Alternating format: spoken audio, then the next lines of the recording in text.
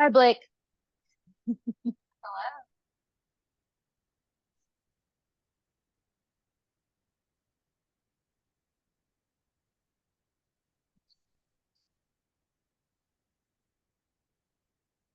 Hello, everyone. It's so great to see you all. We're happy you're here today. We're going to get started in about 2 minutes, but in the meantime, we have a chat box question. So go ahead and pull up the chat. And our question today is, what organization are you with? Where are you from in the state? And what is your favorite fall treat? So it can be any menagerie of things. So go ahead, take a second to introduce yourselves, and we'll get started in just a moment.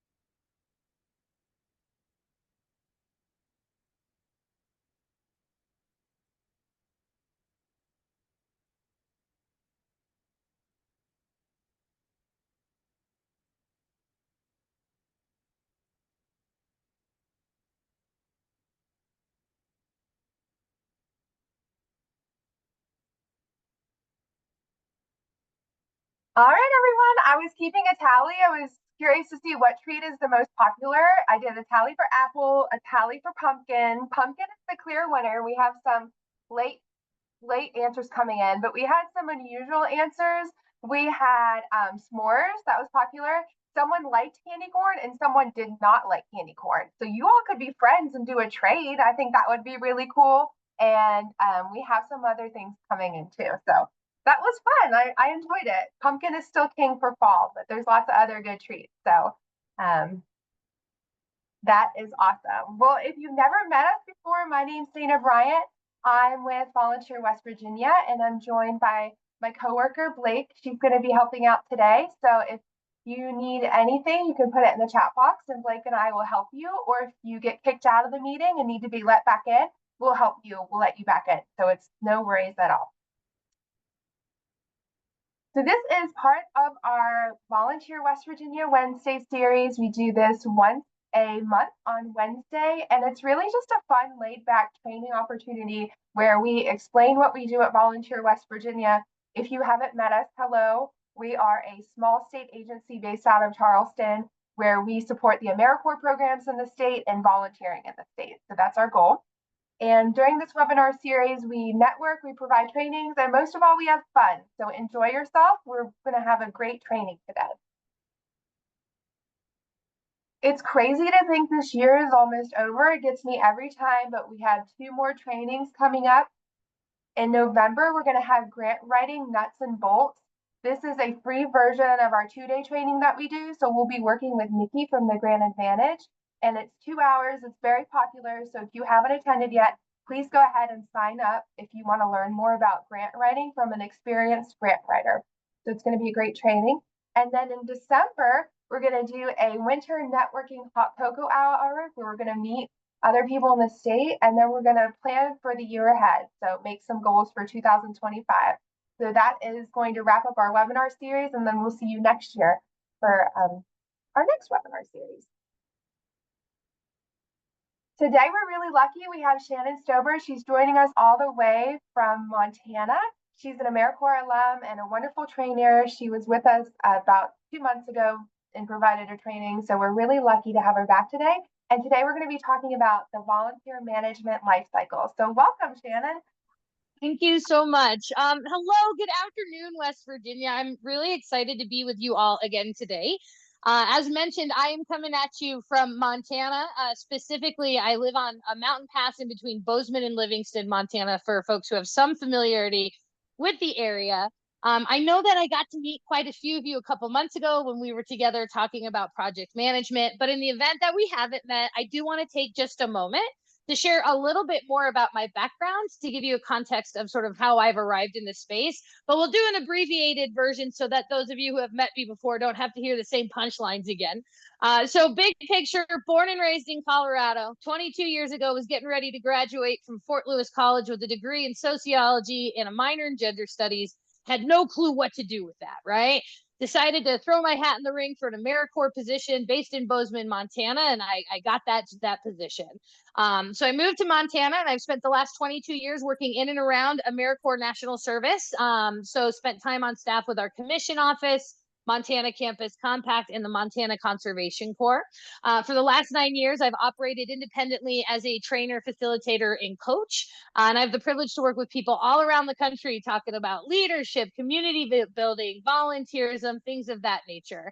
Yes, I see my AmeriCorps friends there. Yes, deep roots with the AmeriCorps community. These days, I hold those roots. I also work very closely with conservation organizations, regenerative agriculture organizations, and women's leadership work. So those are just a few of my personal interests. So I'm going to flip this over to the shared screen today, just to get us going in a cadence and thinking about the volunteer management life cycle. Heads up for people who have not worked with me, here's what you can expect. I am all gas and no brakes, so we're going to hit this information quick today. You will be given a recording, you'll be given a copy of this slide deck, as well as a handout capturing the information we're covering. Within that handout set, there's also going to be a checklist that you can use to think about your volunteer management program through the lens of what we've covered. So we're going to equip you with a lot of resources, even though we're going to cover a lot today, okay?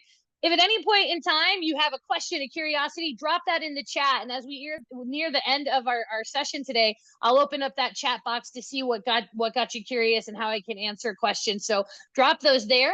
If at any point there's a challenge with my delivery, I'm breaking up, you can't hear me, things of that nature, the staff from Volunteer West Virginia can grab my attention by yelling, "Hey, Stober, we need you to take a break so that we can fix your audio," or whatever it might be.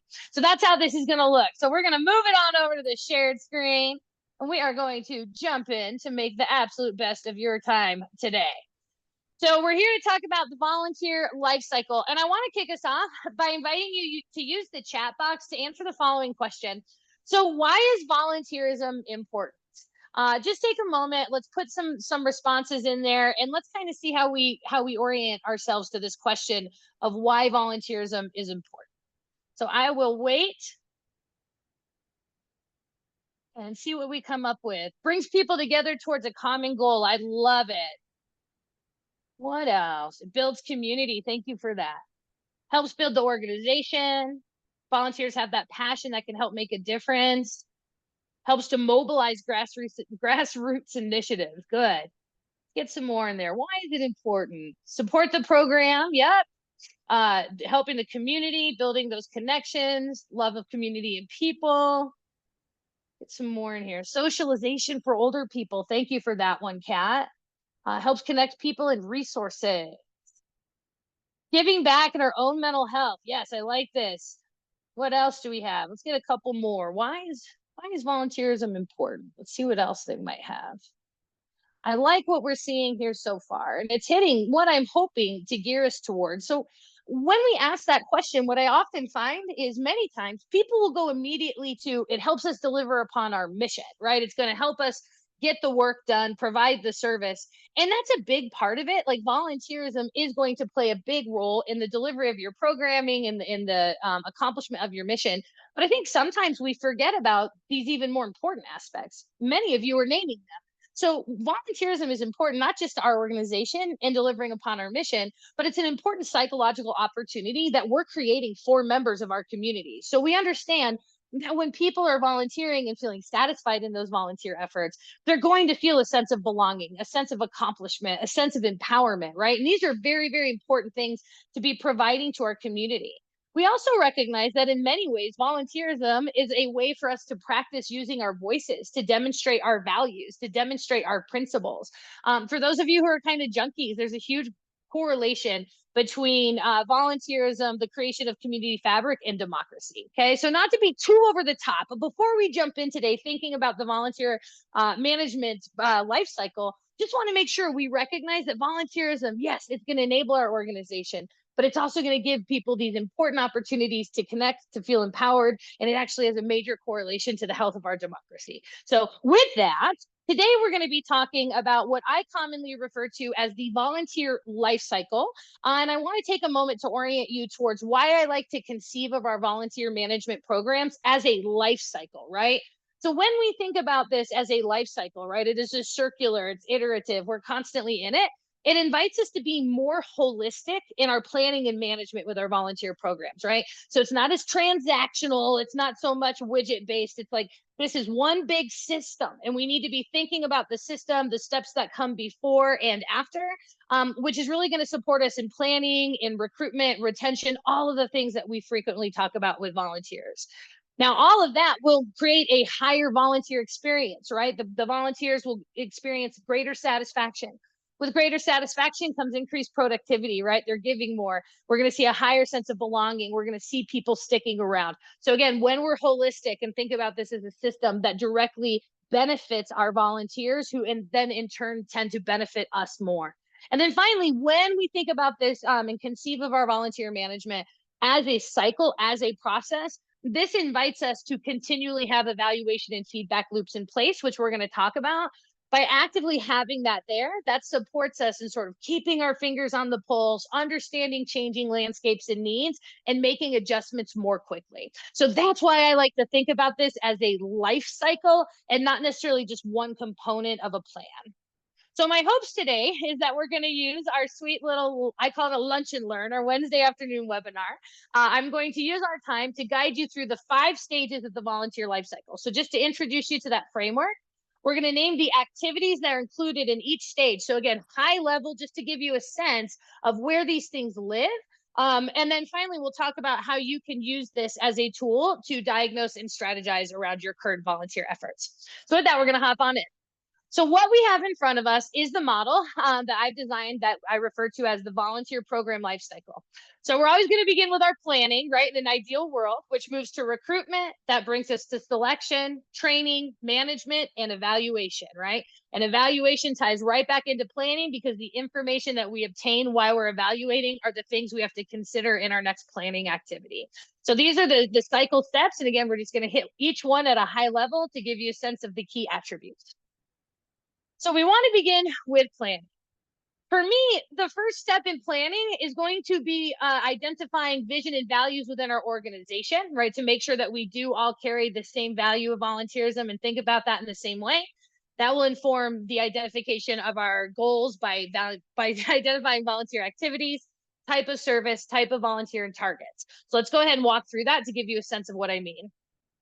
So for me, first things first, if you're an organization that is relying upon volunteer service and you're actively engaging with volunteers, this is something that should be held at the highest level of your organization's culture and values. So I like to say one place to begin your planning activities is to step back and say, do we have a vision for our volunteer program? Do we have a vision for how we're using them, how they're feeling about their time, what they're contributing? And do we have clear values that support that? Do we have values that are aligned with our vision for volunteering? One way that you can look for evidence to see how volunteerism and the volunteer program is held within your organization is to say, what are our value statements? How are we talking about volunteerism and service within that? Looking at your current organizational strategic plan, is your volunteer program included in that? Your use of volunteers, is this a strategic initiative? Looking at your annual operational plans, how are we talking about volunteers in there? Do we have them highlighted? Are we actually thinking about how we're supporting that? your budget, right? Budgets are narratives. Budgets tell people our values. So do you have actual budget items, right, that are saying like, this is for retention, this is for recruitment? Are you demonstrating your commitment by actually putting resources towards it? And then finally, I love to say, and let's look at position description. So oftentimes I'll go into nonprofit organizations and find like you have a volunteer coordinator and that person has a, you know, they're in charge of volunteers, but nobody else in the organization has any accountability to it. So what I like to say is, yeah, if you've got a volunteer coordinator, should be in their position description, should be in your program director's position description. Your executive director should have some reference towards accountability to the volunteer program. So this is what we're looking for, right? Do we have a vision? Do we support it by values? Can we see volunteerism embedded in our core documents and our position descriptions? All of this is a way for us to say, how do we really feel about that? How are we really coming together to support the volunteers with our organization? Now, when those things are in place, then the next thing you want to look at is having clear objectives, targets, right? Ways that we can set up goals and measure our progress with volunteers. I'm going to run you through a couple different ways that you can begin to tease out those numericals, the things that we count, so you can build those targets. So the first thing I invite people to do in terms of building their targets while we're doing our planning is to identify the activities that volunteers can engage with within your organization. Now, I always like to say, start with your current volunteer activities. You probably have some, right? You're like, we use them for shuttle drivers. They're supporting the food bank. They're doing trail work, whatever that is. Once you've named how you use volunteers currently, then saying how else might we be able to use them? Where do we have pinch points within our operations, within our organization? Where do we get frustrated with tasks that feel like they're bogging us down? How might we be able to actually include volunteers to support us in that? So don't get locked into just what you've always done. Get creative, step back and say, what are all these different needs we have that might be a fit for volunteers? So we're going to begin with our volunteer activities, right? This is a quantity over quality exercise. Just see what you can come up with. Once you've done that, then you're going to look at all those different activities and you say, okay, what type of service am I providing here, right? What type of service this fall into? This is going to support us down the road when we start recruiting, to be clear. So that's why we want to do this work here.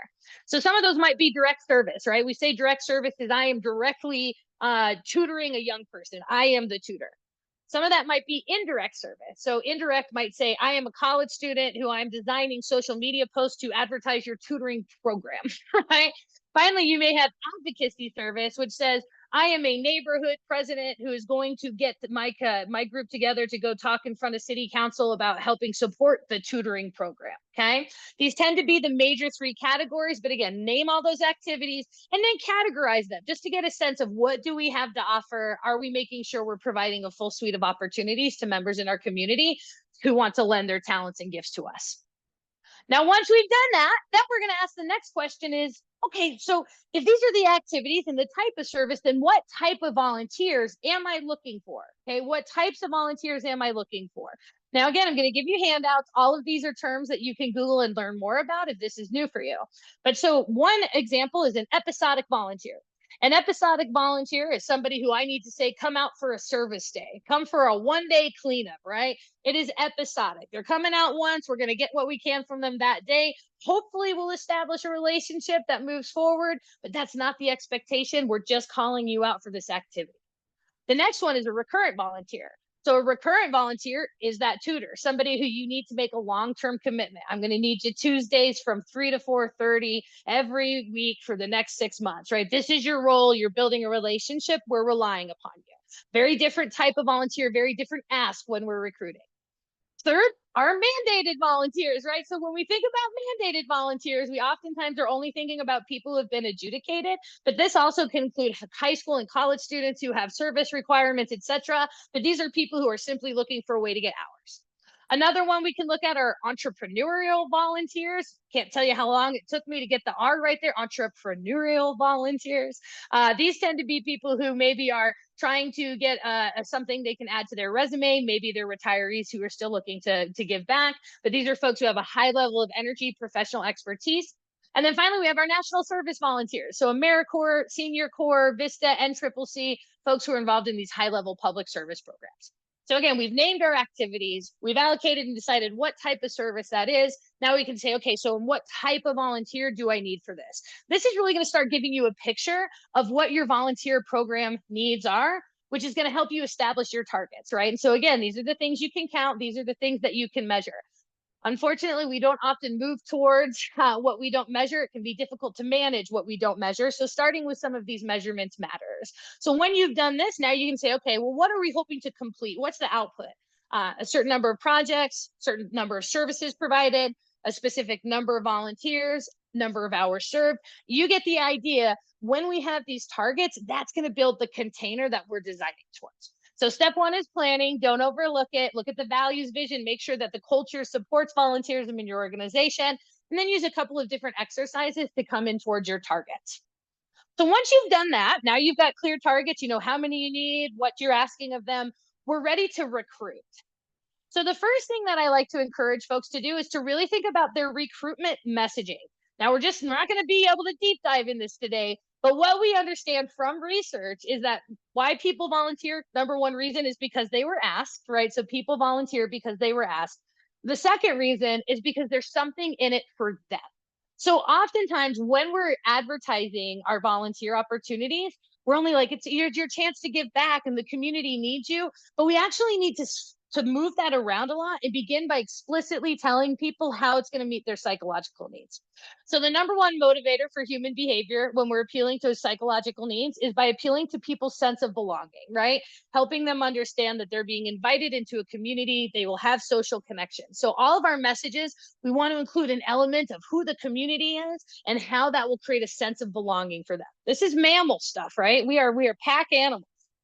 Next, what's in it for them? What is the skill? What is the opportunity for that person to be empowered, to receive recognition, to be able to contribute, right? So that again is another major driver of human behavior. And then finally, third is the cause, right? Here's the cause. We're working to support young people. We're cleaning up the environment. We're working with people who are experiencing housing insecurity. The cause should come last, though. So belonging, skill, cause. So let me give you a couple examples of what that could look like. So here's one. Hey, howdy, neighbor, right? You're my neighbor, belonging, community. Join us to learn how to prepare a healthy, low-cost meal. So that's the skill you're going to get, what you're going to learn, and help feed the elderly in our community. That's the cause. That's who we're supporting. And that is a statement that's designed to hit those psychological needs. Next, attention, artists, right? So now we're naming that community. Here's the belonging. We need a team of you to help us design and install a mural for our youth center. So again, you're going to design it, you're going to install it, you have creative expression. It's a great opportunity to use your talents to inspire others.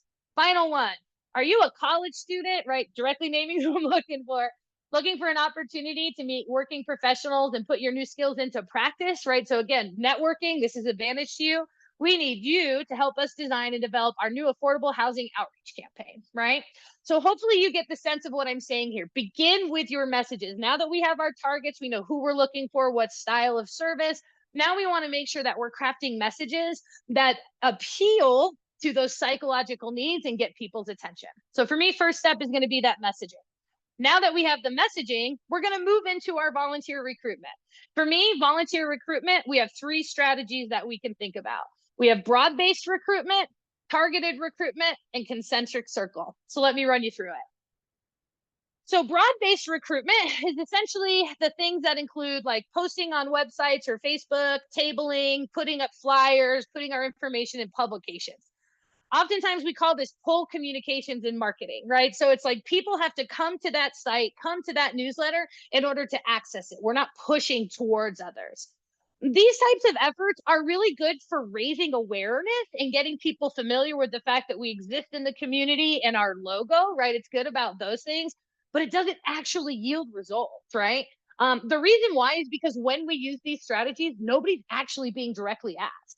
I like to tell folks that when I put up a flyer in a coffee shop that says volunteers wanted, that's about as helpful as me putting a sign out that says employee wanted, right? Like what style of employee? When do you want them? When do you need them? So broad base is great for outreach. It's great for marketing. It's great for raising awareness in our community, but it's not actually that helpful at all when we're thinking about recruiting volunteers.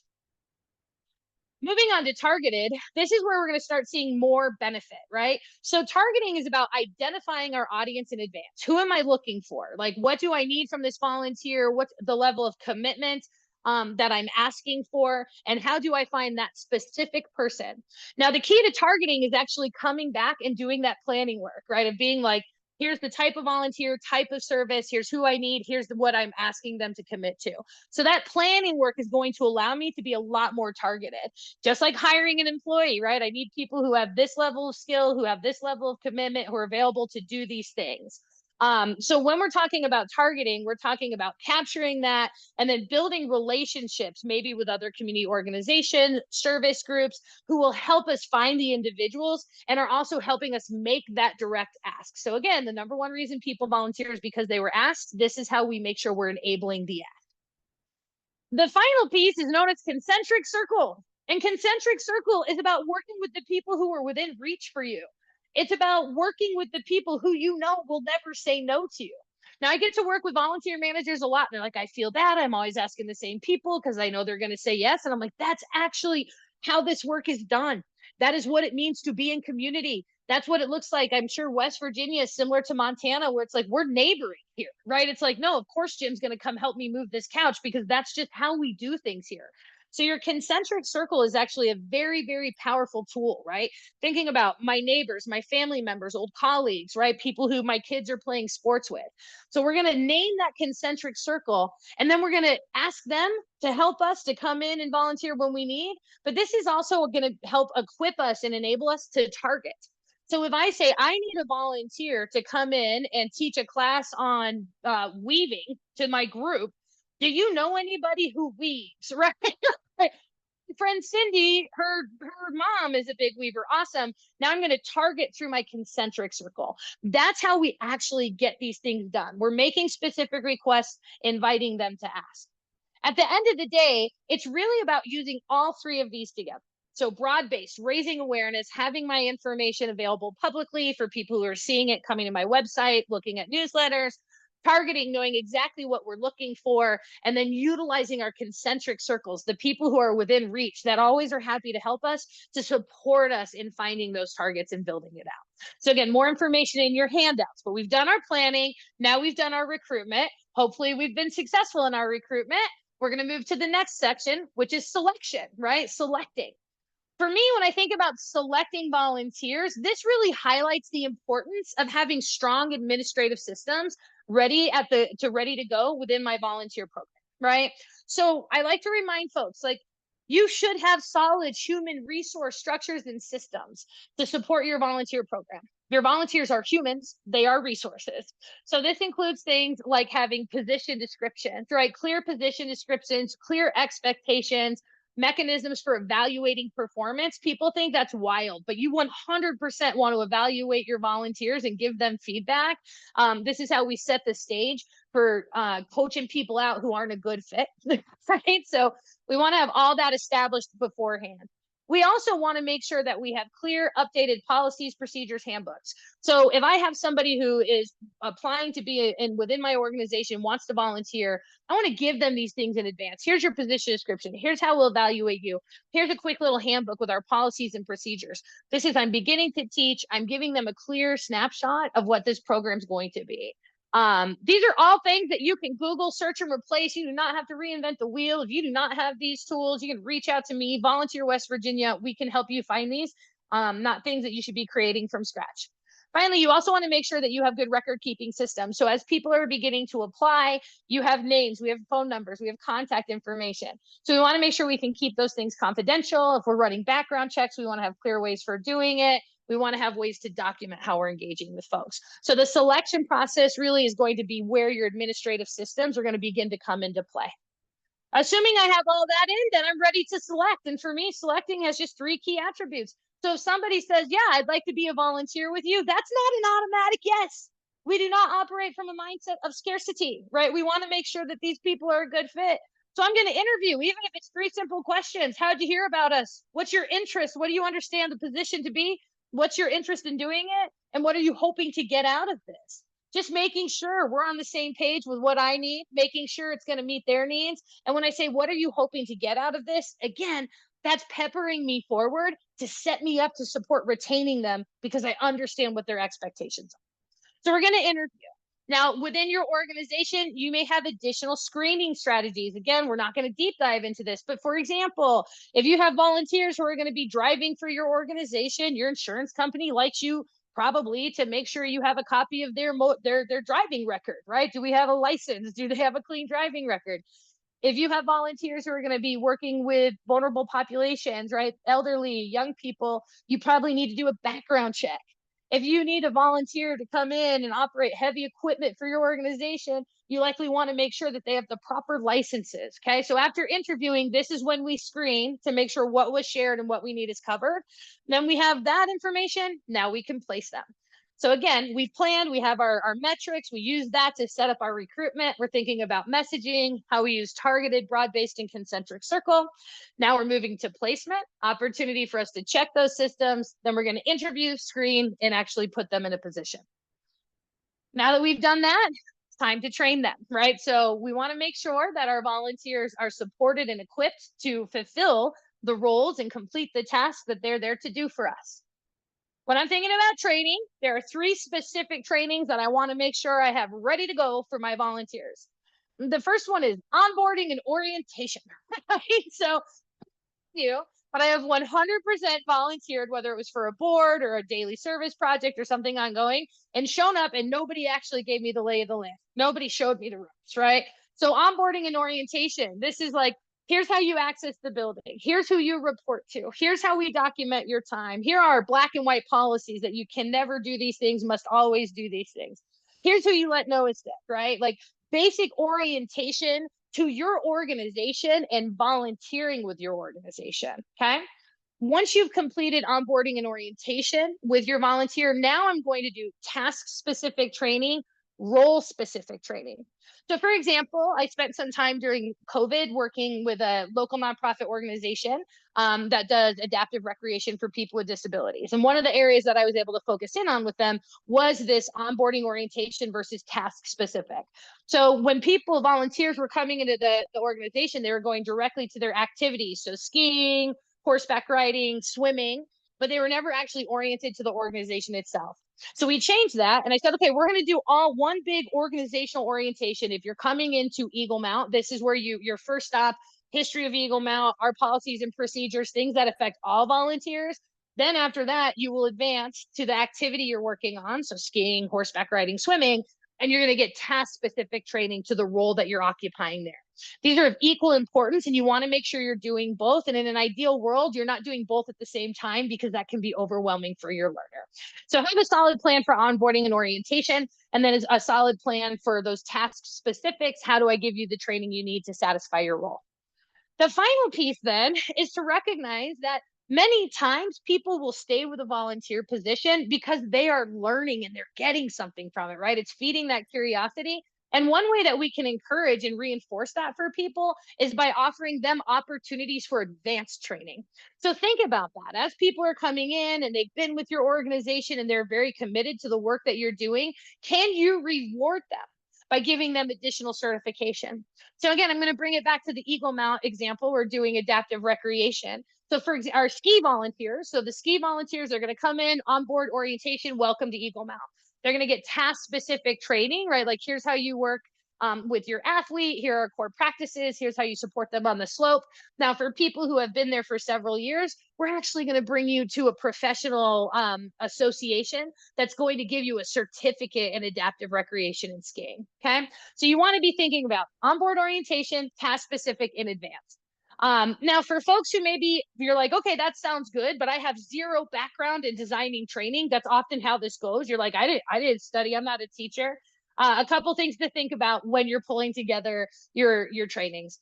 So number one, each of those trainings, whether it's onboarding or orientation or task specific, should have clear learning outcomes, right? Here's the purpose of this training. And here are the 3 ways, the objectives that I'll use to establish that you have met the purpose, that we have met your learning needs, right? So make sure you have clear outcomes and you actually have some objectives you're trying to reach. When you're thinking about lesson plans, those of us who don't teach, oftentimes all we know to do is stand in front of people and talk at them because that's what's been modeled to us through society. And that doesn't actually work, right? So don't be afraid to go online and just be like, how do I do? Okay, I need to write a lesson plan, maybe using learning styles, multiple intelligences, or experiential learning. These are just some simple frameworks, if you're the person in charge of doing this, that you can pull on to begin playing with this and thinking about how to make those learning experiences feel dynamic and valuable. So use those to create your lesson plan. Make sure you evaluate it at the end, right? So if you're like, I am here to teach you to your role, like, how do you have a tool? Like, I'm going to observe it. I'm going to give you feedback. You're going to let me know what you got from the training. Close that loop. Don't assume that just because you told somebody or showed somebody mean they got it. So make sure you're evaluating it. And then for a variety of reasons, make sure you document that that training has been delivered. That's a way we can hold our volunteers accountable when maybe they're not doing what we're asking. That's also a way for us to demonstrate our due diligence in the event that something maybe goes poorly. So make sure that you're documenting these trainings have occurred. All right, man, we're rocking and rolling, my friends. Like I said, all gas, no brakes, but hopefully we're still all following. So now that we've trained, right, we've planned, we've recruited, we've selected people, we've trained them up. Now we're moving into the art of management. Now this is comprehensive, so I'm just going to tease out a couple of the key content areas that you want to bring your attention to the volunteers that you're currently managing, to make sure their needs are being met and that you're fulfilling your duties and responsibilities to them. So the first thing that it's good for us to be mindful of and to double check with our volunteer management is thinking about supervision and communication. Oftentimes, this will be one of the primary reasons that volunteers will express frustration with their roles and what they're working on, is because they're not sure who their boss is and the communication is unclear. So when you bring them on and you're going through orientation and onboarding, make sure they know this is the person who you communicate with. Here are others within our organization that can support you, and here's what they're doing for you. So make that map clear for them. That's going to help you manage them well and eliminate frustration on their end. Next, make sure you're being really clear with what channels of communication you use. So again, this is all just coming off of research and some of my firsthand experiences, but I'll run into volunteers sometimes. They're like, well, I don't know. Sometimes it's an email, sometimes it's a text. Sometimes we're using this group chat feature, sometimes it's coming through the mail. So just choose your channel, right? Make sure that you're communicating with people in the same way and we're not burdening them and making them take on a psychological lift to figure out where communication is coming from or where they saw a message. So pick that channel and make sure that you choose a channel that's accessible. So again, making assumptions about some shared dynamics between Montana and West Virginia. Montana very much still has digital divides, right? In areas of our state where internet isn't quite as accessible, or we don't have people who have resources to have the equipment they need. So, or I think about people who maybe are less accustomed to using things like, group chats, right? So just making sure that whichever one you pick is clear, clean, and accessible for everybody. And then finally, now that we have that communication channel, try and communicate regularly and reliably. So don't only communicate when you need something, send updates, send everything on a Friday. So make sure that you're communicating regularly. People are hearing from you. You're staying top of mind, and reliably, which means that you're being responsive and clean and clear with your communication. So first order of movement with management, supervision, and communication. Next, when we're managing volunteers, we also have a responsibility towards risk management. This is essentially just saying that, like, I have looked over your role and what we're asking you to do. I have identified where we are exposing you to risks, and risks can be an injury, a physical injury, right? It can be putting people in danger, property loss, reputation. There's a variety of different things that constitute risk, right? Coming in the front door of the building when it's icy and we haven't put salt down, risk, right? So it's about thinking about, what am I asking you to do? Where am I asking you to be? Do I have a clear sense of whether or not that's something that is appropriate? Have I trained you to do that well? So making sure that you've completed those assessments, looking at, okay, what's the likelihood of this person encountering this risk? What's the severity if they do? How are we mitigating? So mitigating that says, have we trained you around it? Are we giving you the tools and equipment to protect you from it? And then finally, if and when that risk occurs, if we do actually see that thing, do we have an emergency response plan? So does the volunteer know who to call? Am I available to make sure? Do I have the proper level of training? Risk management, hazard assessment is its own school of thought. It's its own topic, but I would be remiss to at least not mention here that as you're managing volunteers, this is something you want to be mindful of. So we've got communication and supervision, building a clear container for that person to get information. And then we have our risk management. So doing our due diligence to make sure that we're keeping people safe and giving them the tools they need to stay safe. The next piece we want to think about then is just the coordination of the work, right? Just the coordination. So this looks like having good internal roles around project management. So for example, if I'm bringing you in to work on a tutoring program, do we have good roles and responsibilities? Am I there on time? Do you have the supplies and resources that you need to do that work? Are we being clear with our partners about when we're arriving? Are we doing a good job with things like scheduling? Again, this is just things that would fall into the project management world. For folks who maybe were able to attend my project management webinar, this is where these skills would lend back to it. But just recognizing that the cleaner the structure, the less conflict that we experience with our volunteers, the less conflict experience volunteers, the more productive they are, the more they're giving back, the more we're moving the mission forward. Okay. So again, supervision, coordination or communication, thinking about risk management, then thinking about coordinating of the actual work, making sure that's being done proactively and effectively. Example earlier, I said, when you're naming your volunteer activities, how do we use them? How could we use them? If you're like, man, I would love to do the project management better, but we don't have the capacity, this might be a spot where you bring in a volunteer who supports you with the project management. So hopefully you get what I mean by that. These are areas we can add our super volunteers to give them more responsibility. Okay. Last piece we'll talk about here is just the piece around maybe coaching our volunteers. So we've got them in here, right? Supervision, communication are clean. We're doing a good job coordinating the work. We're being mindful of risk.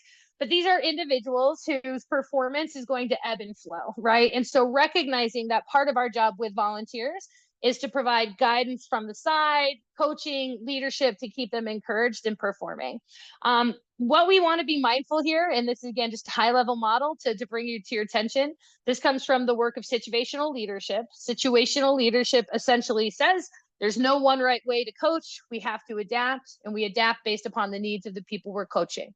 So with your volunteers, you will see them in one of the following 4 stages, and you have to know which stage they're in and try and meet them there. So your day 1, week 1 volunteers are enthusiastic beginners, high commitment, low competency, stoked to be there. They don't even know what they don't know, right? So these are fun people. They're all hopped up, but we got to kind of be really directive with them, right? Make sure that we're building competency so that we can establish the appropriate roles and responsibilities, balance of authorities, and make sure we're giving them what they need to stay safe and succeed. So enthusiastic beginners bouncing off the wall, don't know what they don't. Now, once they figure out what they didn't know and get a real sense of how this is going to go, they're going to turn into disillusioned learners. Disillusioned learners are people who are like, I don't know that I want to do this. I think I signed up for the wrong thing. I still don't know what I'm supposed to do, but it doesn't seem as fun now, right? So these are people who still need us to be very direct, right? Teaching them, proactive, but also supportive. Like, how are you feeling? What else can we give to you, right? How can we move it forward?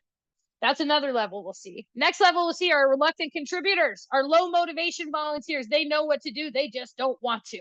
These are the folks who we need to give a little additional responsibility to, who we need to demonstrate our trust towards, right? Who we need to give a chance to sort of fail safely on the ground, experiment, build new things, connect with what they know. That's what brings that competency back up.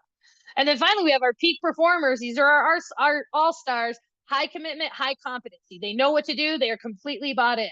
Now, we can empower these people a good deal, and we should. But as many of you likely have learned, if we over empower these people, they might feel overly entitled to the work that we're doing. So with our peak performers, we want to cut them free, give them a lot of room to play and contribute, but we want to make sure that we're not giving them so much room that they feel they own the program now and are entitled to a bigger voice.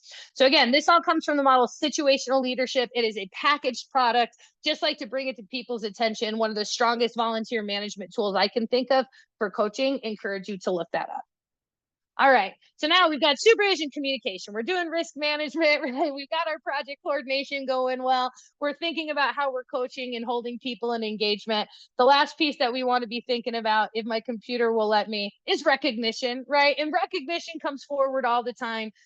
We understand volunteers are working for free. And one of the biggest things that we can do is recognize them for the contributions that they're giving us. Now, oftentimes we think about recognition as like, we're going to have an annual banquet, or I'm going to give them a gift certificate and tour town. And that's all fine and well. But I find that the best recognition are the recognitions that actually meet the psychological needs that we briefly touched upon when we were talking about recruitment messaging. So what your volunteers actually want is a sense of belonging, to feel like they're a member of a community, to be included. How can I recognize them in a way that says, we see you, you're a valuable member of our team? What can I invite them to? How can I elevate their voice? How can we make sure they feel included? Next, they want a sense of power, right? They want to be recognized in front of other people. They want to be recognized for their contributions. They want to be given additional responsibility as a result of those contributions. So how might I do that?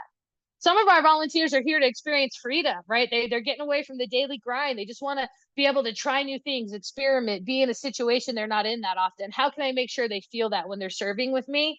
And then finally, many of us are driven by a desire and a need to experience fun, playfulness, to be in the moment, right? So don't shy away from things like team building days. Don't shy away from things like silly games. Like, that is evidence-based. People are coming to look for fun. There's always one person who doesn't like that fun piece, and they will lead us to believe that nobody does. But I'm telling you right now, just because that one person doesn't enjoy the fun stuff doesn't mean most of us do. So when you're thinking about recognition, don't be afraid to expand upon past common practices and think about how we can meet some of these needs. Okay. Comprehensive, the management bucket is a big one, because anything that we're doing to manage our volunteers is going to be the same things that we would do to manage employees anytime we're in the practice or art of leadership. So there's a lot of content that we can play with there. Final piece, I hit advancement, so we're going to go to here, is going to be evaluation, right? It's the evaluation. And this is what makes this cycle, right? This isn't linear. This isn't transactional. This is an art form. It's evolving. It's always changing. So we began with our planning. Okay. What are our vision and our values? Where's the evidence? What are our goals and targets? Great. Now that we have that, we're recruiting that direction. We're mindful, thoughtful with our selection. We have good systems for those things. We're bringing our best selves forward into our training, and we're practicing good management, right? We're doing all the things we mentioned. Then the final piece then is just to be mindful of having evaluation and opportunities for feedback loops. So for me, a couple of different things that you want to make sure are included in your volunteer management program to make sure those feedback loops are open. Number one, volunteer check-ins, right? Specifically with those recurring volunteers, mandatory national service, we want to make sure that we're regularly just checking in, even for 15 minutes. How are things going? Does supervision feel clear? Are there any risks that you're seeing? How can I maybe meet your needs? Use that check-in as a way to meet one of those psychological needs. Give a little feedback, but make sure that that relationship is open and ongoing in dialogue, so that if you need to give feedback, it feels comfortable and expected. And if that person needs to give you information, they know how to do that and when you're accessible. Another thing is to actually evaluate your volunteers where appropriate. Now, obviously, I wouldn't consider evaluating an episodic volunteer who came out for a service day. That would be silly and over the top. However, if I do have high-level entrepreneurial volunteers, people who are really contributing a lot, that I need to make sure we have clear communication on, I'm going to use that evaluation tool. The evaluation is also an opportunity for me to begin coaching people out. So for example, maybe you have a volunteer who came in, committed, knew what was going to be expected and was ready to do that, but they're not showing up as regularly, or they're leaving early. That formal evaluation says, hey, we had this in the position description. This is what was going to be expected. You're not meeting that. And so I'm just wondering if maybe we should come up with a different commitment for you. So that enables those difficult conversations. In addition to inviting your volunteers, any partners you're working with, you want to make sure you have opportunities for them to tell you how it's going with their volunteers. So if you're putting people in a school system, for example, making sure you're regularly getting feedback. Ask those partners to evaluate the work, like evaluate, how is our program? How's the volunteer component of it? Is our strategy correct? Should we be doing different training? And all this information constitutes data that you're collecting, which nonprofits are notoriously great about collecting data, but sometimes don't evaluate it in a timely manner. So any information that you're drawing in, make sure that you have some other mechanism in place to be making real-time meaning out of that data, right? So you don't necessarily want this just to be like once annually we look at it. Do your best to use that in real time to inform decision making, and bring that forward as you're evolving the program, reassessing your needs, establishing new targets, developing new messages, recruiting people, etc. So my friends, that is the volunteer program life cycle, right? All gas, no brakes. But my hope is that I'm just giving you a sense of how we can think about this holistically, how all these different pieces of information that are oftentimes brought to light when we're talking about volunteer programming fit together and talk to each other. So as I mentioned, following our session today, you're going to get a recording, you're going to get handouts, and I've also created a little checklist that you can use to go through and think about your own program in terms of where might you have an opportunity to begin. The beautiful thing about a life cycle, why we always want to start with planning, in an ideal world, you can actually jump in wherever you see the greatest opportunity. So if as a result of today, you see an opportunity, hey, we really need to create more feedback loops and do evaluation, start there. If you're like, we don't have great systems for selection, start there. So you can jump onto the wheel at any point that you want to. So I'm going to go ahead and stop sharing my screen here and give you an opportunity. I'm going to try and stop sharing my screen. There we go.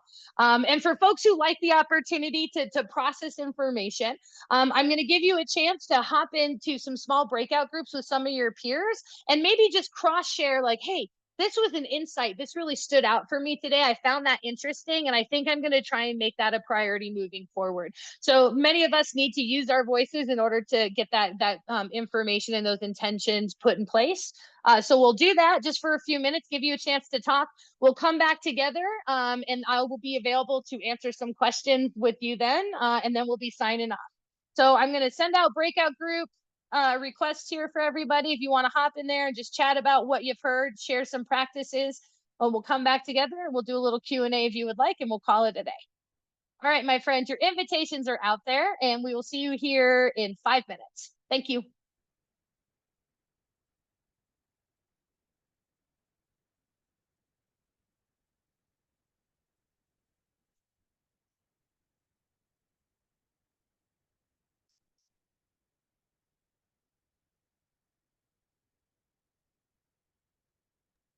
Hey, Shannon, I'll be right back. I'm just going to run Yes, up. ma'am. Okay.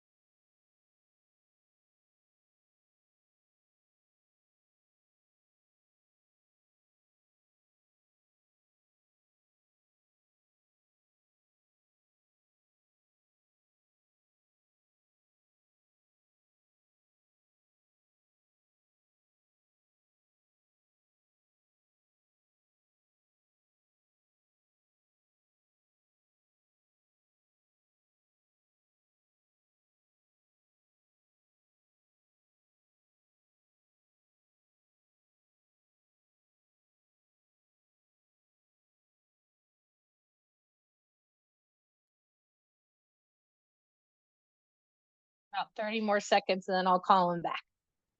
Awesome. Thank you. You're welcome.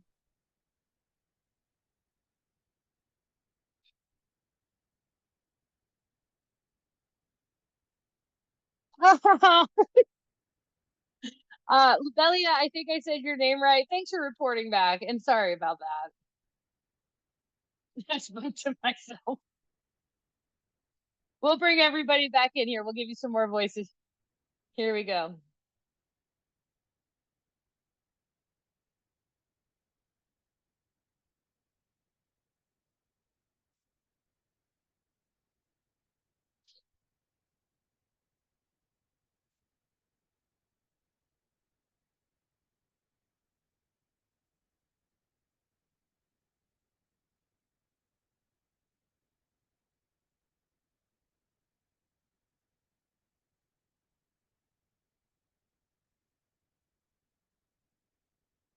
All right.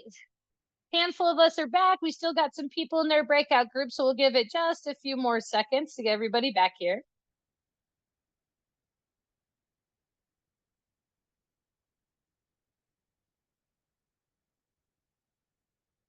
All right.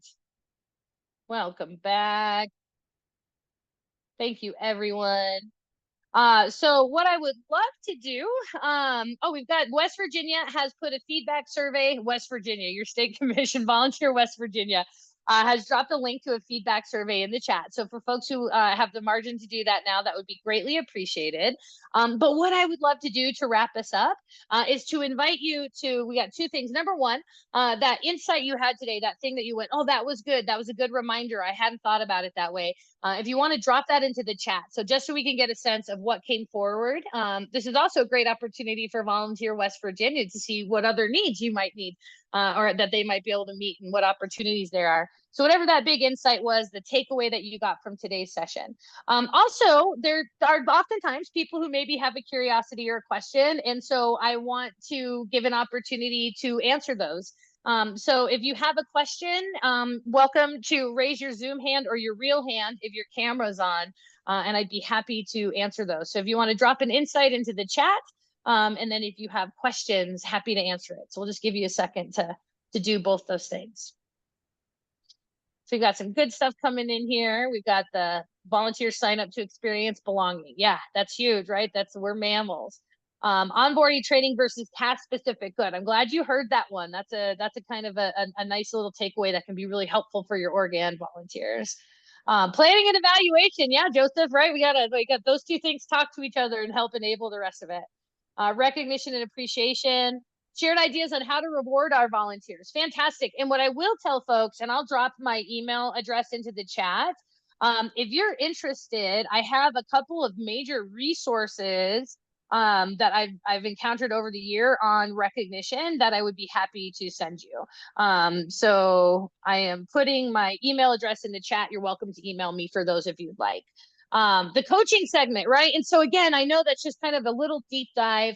Labelia, I think I'm saying that right. Again, feel free to reach out. I can send resources and additional tools on that situational leadership. I'm glad that piqued your interest.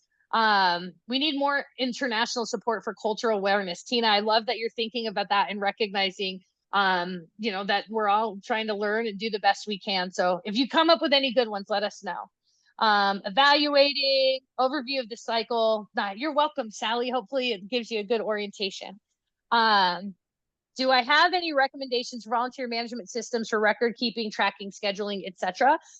So I will say the only place that I am actively operating as a volunteer manager these days is I actually manage volunteers for a big music festival that happens every July in Montana. It's a fundraiser for a rural women's leadership organization. For that, I use a platform called Volunteer Local. I really, really like it for episodic volunteers. I don't know how well it would work for recurring volunteers because I haven't used it that way.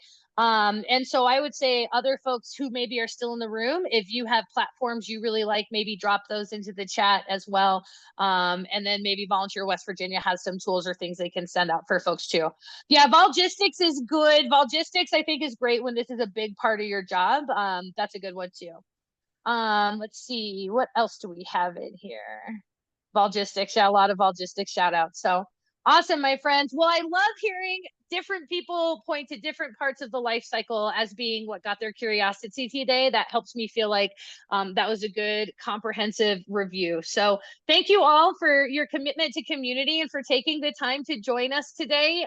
If you have questions, reach out to Volunteer West Virginia. You have my contact information if you would like additional resources.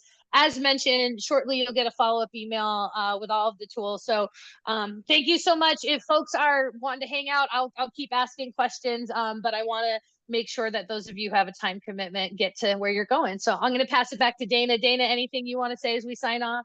Thanks so much, Shannon. I love seeing what people took away from today's training. It was all different. It wasn't in the same aspect of the circle. So I think that really showed that there was something for everyone, and you did a wonderful job. And it looks like you have some fans, Shannon.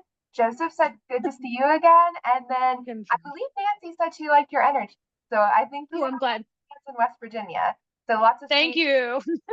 questions or comments in the chat, I should say. So thank you all very much. And thanks, Shannon. We're so happy with how today turned out. And thank you for everyone who's being a leader in West Virginia for volunteers. So we really appreciate you. And we will see you all next month at grant writing training. You don't want to miss it. So be sure to sign up. And until then, see you soon. Thanks, everyone. Bye, Shannon. Have a safe flight. Thank you. I'm just replying to one person who sent me a question. Okay. Katrina, you have that question in there. Feel free to shoot me an email. And I think other than that, we're good. Awesome. Thanks, Dana. I'll follow up with you right now. All right. See you all next month. Bye. Bye.